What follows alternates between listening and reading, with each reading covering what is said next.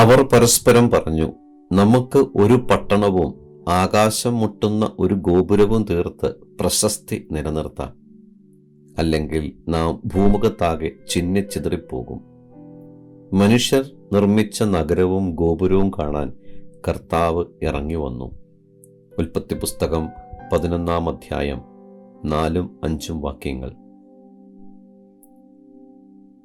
ദൈവത്തെക്കാൾ ഉപരി നമ്മുടെ പ്രശസ്തിയിലേക്ക് തിരിയുമ്പോൾ, ലോകത്തിൻ്റെ സുഖങ്ങളിലേക്ക് തിരിയുമ്പോൾ നമ്മൾ അന്ധതയിലേക്കാണ് വീണുപോവുക.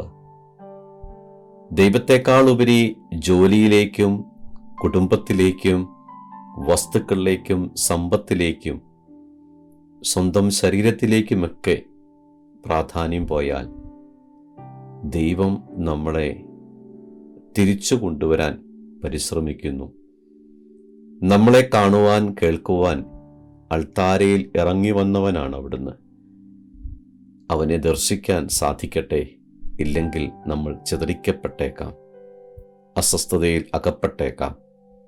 അവൻ നമ്മളെ കാണുവാനും കേൾക്കുവാനും ചേർത്ത് നിർത്തുവാനും ഈ അൾത്താരയിൽ ആയിരിക്കുന്നു, നമ്മളോട് കരുണ കാണിക്കാൻ. അവൻ്റെ കൃപയിൽ നമുക്ക് വസിക്കാൻ സാധിക്കട്ടെ.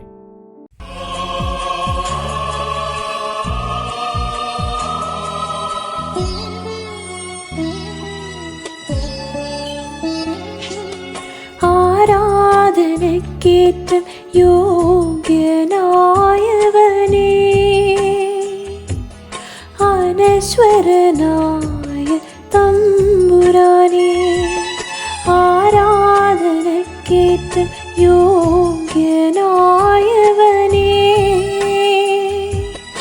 അനശ്വരനായ തമ്പുരാനേ, അങ്ങേ സന്നിധിയിൽ അർപ്പിക്കുന്നീ കാഴ്ചകൾ, അങ്ങേ സന്നിധിയിൽ അർപ്പിക്കുന്നീ കാഴ്ചകൾ, അവിരാമം ഞങ്ങൾ